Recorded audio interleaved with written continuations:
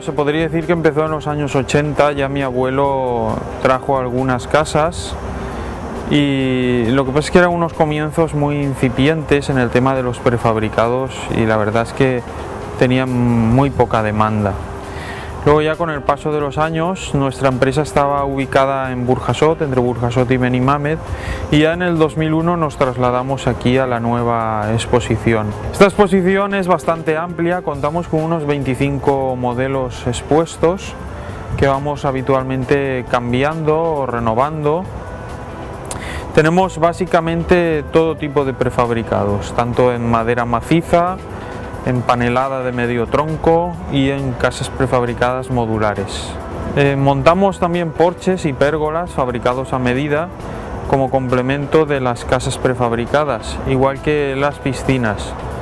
Las piscinas, montamos piscinas de poliéster, tenemos un catálogo bastante amplio con unos 20 modelos disponibles con diversas formas y medidas. Nosotros como fabricantes podemos hacer el diseño a la medida a la necesidad de cada cliente.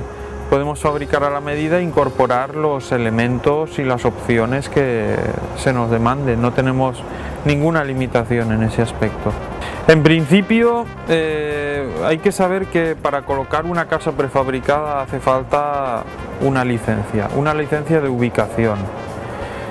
Según el Reglamento Urbanístico Valenciano, las casas prefabricadas no constituyen obra ni edificación, pero sí que se exigiría una licencia, norma esta que no se está aplicando en la actualidad por parte de los ayuntamientos. De hecho, yo no conozco a nadie que se le haya otorgado dicha licencia.